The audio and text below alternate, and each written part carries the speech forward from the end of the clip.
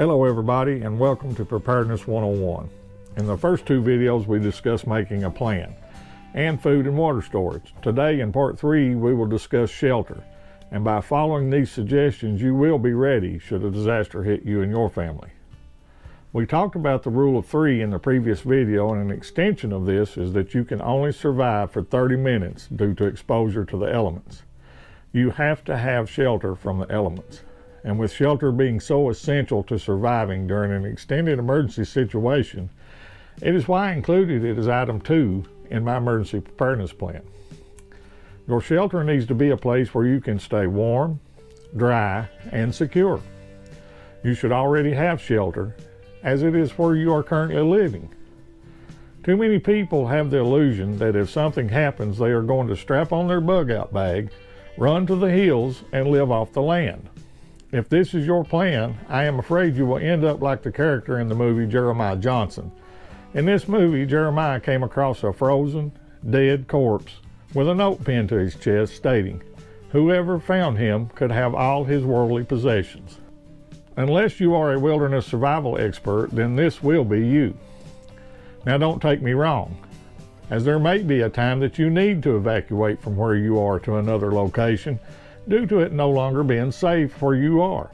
And in this case, you would need to form an evacuation plan and have an evacuation kit that can help you get from where you are to where you are going, be it a friend or relative's home or perhaps a motel, where you will be staying until you can return home.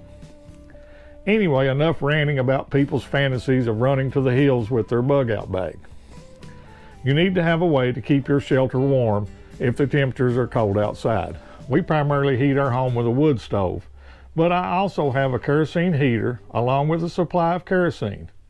We also have a Big Buddy propane heater along with a 20-pound propane tank adapter and a good supply of propane. If your house has a fireplace that you rarely use, do you have a supply of dry, split firewood on hand that will last you more than a couple of days? Do you have another means of heating your home, such as a kerosene heater or propane heater, along with the fuel to last more than a few days? What about extra blankets or sleeping bags, because there's a good chance that during a disaster, public utilities will not be available? If public utilities are not available, do you have a way to provide light once it gets dark outside? Do you have flashlights and lanterns along with a good supply of batteries? I know some people like to store candles or oil lamps. The downside is they do not provide much light, they present a huge fire risk, and that's the last thing you need is to lose your shelter to a fire that could be prevented in the first place. I like the little pop-up lanterns that run off AA batteries. They put out a decent amount of light, will burn for a long time since they are LED, and I also keep a bunch of LED flashlights and headlamps. I really like the headlamps as they leave your hands free and the light is automatically pointing in the direction you are looking. I know a lot of people buy generators, and they do work. I own one and have used it many times due to power outages, but this may not be an option for people living in an apartment. They are loud, require a significant amount of fuel on hand, and you may not be able to go out and purchase some. In my opinion, generators are not a good option for long-term survival. I will do a separate video on generators, as I believe people buy too small of a generator and expect too much of them. If that's something you would like to see, then let me know in the comments below. Another thing that your shelter will require is a way to use the bathroom. We all got to go at some point. Will your sewers still work if public utilities are not available? Some sewer systems work off of pumps that may not be working, especially if you're in an apartment in the city. If your sewer system is still working, you can flush your toilet by rapidly dumping water from a bucket straight into the bowl without the need to fill the tank up to flush.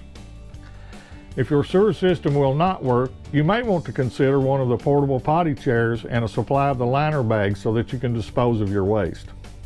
I know a lot of sinks and bathrooms these days do not have a way to stop them up so that you can add some water and take a quick sponge bath. Maybe you can get one of the camping showers that you can suspend in your shower stall to take a quick shower. Of course, you'll need a way to heat some water, and that is where the camping stove that we talked about in the food and water storage video will come in handy. What will you do with your trash and waste? Having a good supply of trash bags would be good, but you still need a place to put them if there's no trash pickup due to a disaster.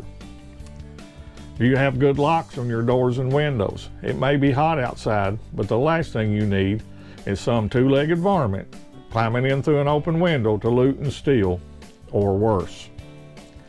Can you install some of the solar-powered motion lights on the outside of your home that can come on if there is someone sneaking around at night? We will discuss security in greater detail in another video in this series. Do you have fire extinguishers available? And do you know how to use them? Remember, pass. P, pull the pin. A, aim at the base of the fire. S, squeeze the handle. And S, sweep back and forth at the base of the fire. Do you have battery-powered smoke detectors and a carbon monoxide detector? By using alternative heat, light, and cooking sources, your risk of fire or carbon monoxide poisoning go up dramatically. Every year, when there is a major storm that disrupts public utilities, you will see in the news where someone died from carbon monoxide by using a generator or heat source that is not designed to be used inside. I know this is pretty basic, and that is why I'm calling this series Preparedness 101. You can easily expand upon my ideas to suit your specific needs and situation. I really appreciate you watching. If you found this helpful, please hit the like button and let me know. Leave your comments of what works well for you, and that way we can all learn together. Please share this video if you think it will help someone. If you haven't done so already, please subscribe. In the next part of this video series, we will discuss medical. Thank you again for watching, and remember, prepare today for what may happen tomorrow. I will see you on the next video.